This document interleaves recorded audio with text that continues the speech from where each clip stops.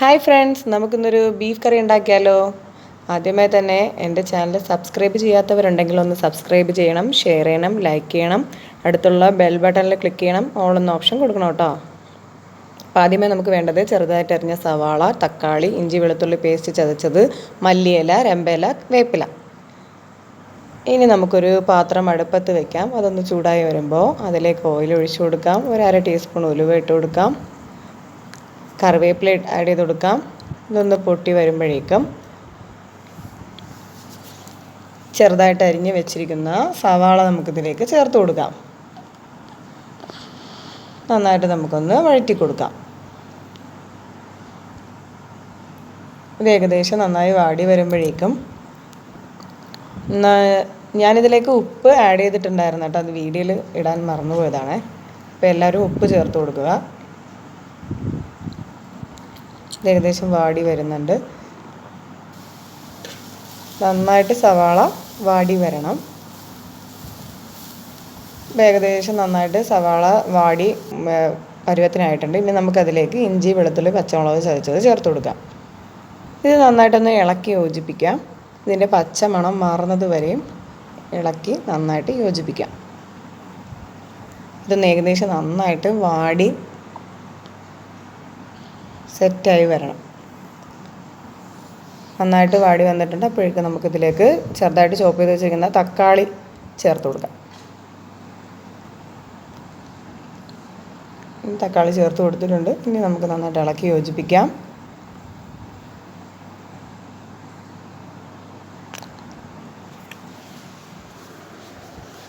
ഇതിനി നന്നായി ഇളക്കി യോജിപ്പിച്ചെടുത്തിട്ടുണ്ട്. ഇത് ഞാൻ മഞ്ഞപ്പൊടിയും ഉപ്പും ഇട്ട് വേവിച്ച് വെച്ചിരിക്കുന്ന ബീഫാണിത്. കുക്കറിൽ ഞാൻ ആദ്യമേ തന്നെ അങ്ങനെ ചെയ്ത് വെച്ചിട്ടുണ്ടായിരുന്നു. ഞാൻ കൂട്ട് നമുക്ക് ഈ വാടിയ ഉള്ളി തക്കാളി മിക്സിലേക്ക് ചേർത്ത് കൊടുക്കാം. ബീഫും മഞ്ഞപ്പൊടി ഉപ്പും വെള്ളമായിട്ട് ഇതിലേക്ക് ആഡ് ചെയ്ത് കൊടുക്കാം. നന്നായിട്ട് ഇളക്കി യോജിപ്പിച്ച് നന്നായിട്ട് തിളച്ച് വരണം. അതുവരെ നമുക്കൊന്ന് വെയിറ്റ് ചെയ്യാം. നമ്മുടെ ബീഫ് കറി തിളയായി വരുന്നുണ്ട്. നന്നായിട്ട് തിളച്ചിട്ടുണ്ട്.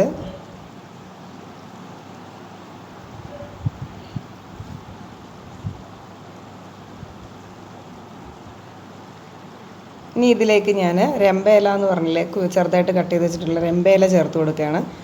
നല്ലൊരു ഫ്ലേവർ കിട്ടും. ഇനി ഇതിലേക്ക് ഞാൻ ഒരു 1/2 ടീസ്പൂൺ മീറ്റ് മസാല ചേർത്ത് കൊടുക്കുന്നുണ്ട്. ആ സമയം കൊണ്ട് ഞാൻ വേറൊരു പാനിലേക്ക് ഒരു 3 ടേബിൾ സ്പൂൺ മല്ലിപ്പൊടി, 3.5 ടേബിൾ സ്പൂൺ മുളക് പൊടി ഒന്ന് വറുത്തെടുത്ത് വെച്ചിട്ടുണ്ട് കേട്ടോ. അത് ഇതിലേക്ക് ചേർത്ത് കൊടുക്കാം. അപ്പോൾ നമ്മൾ ഈ ബീഫ് മിക്സിലേക്ക് ഈ വറുത്ത പൊടി ചേർത്ത് ഇളക്കി നന്നായിട്ട് യോജിപ്പിക്കാം. നന്നായിട്ട് തിളച്ച് വരണം. നന്നായിട്ട് തിളയ്ക്കുന്നുണ്ട്. ഇനി ഇത് ഈ മിക്സ് നന്നായിട്ട് തിളച്ച് വരുമ്പോഴേക്കും നമുക്കിനി ഇത് ഒന്ന് മൂടി വെച്ച് തിളപ്പിച്ചെടുക്കാം. അതിന് മുന്നേ തന്നെ ഞാനിതിലേക്ക് ഒരു 1.5 ടേബിൾ സ്പൂൺ ഗരം മസാല ചേർത്ത് കൊടുക്കണം കേട്ടോ. ഗരം മസാല ചേർത്ത് നന്നായിട്ട് ഇളക്കി കൊടുത്തതിന് ശേഷം ഇത്തിരി മല്ലിയിലയും കൂടി ചേർത്ത് കൊടുത്തിട്ട് നമുക്ക് മൂടി വെച്ചൊന്ന് ഒരു തിളയും കൂടി തിളപ്പിച്ചെടുക്കാം. ഒരു 2-3 മിനിറ്റ് കൂടി തിളപ്പിച്ചെടുക്കാം കേട്ടോ മൂടി വെച്ചിട്ട്. അപ്പോൾ ഈ ബീഫ് വെന്ത് തിളച്ച് അതിൽ എണ്ണയൊക്കെ ഒന്ന് തെളിഞ്ഞ് വരണം. അതാണ് എൻ്റെ പരുവം.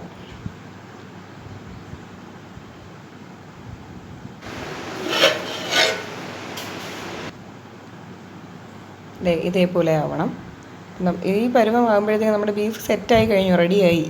ഇനി ഇതിലേക്ക് പച്ച കറിവേപ്പില ചേർത്ത് എടുത്തൊന്ന് സെർവ് ചെയ്യാം. നമ്മുടെ അടിപൊളി ബീഫ് കറി റെഡി ആയിട്ടുണ്ട് കേട്ടോ. തീർച്ചയായിട്ടും ഇതെല്ലാവരും ട്രൈ ചെയ്യണം.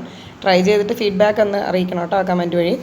അപ്പോൾ മറക്കരുത്, എല്ലാവരും തീർച്ചയായിട്ടും ഇതൊന്ന് ട്രൈ ചെയ്യുക. അപ്പോൾ നമുക്ക് ഇനിയും വീണ്ടും നല്ല വെറൈറ്റി റെസിപ്പീസായിട്ട് നമുക്ക് ഇനിയും കാണാം കേട്ടോ. Okay, bye. Thank you for watching.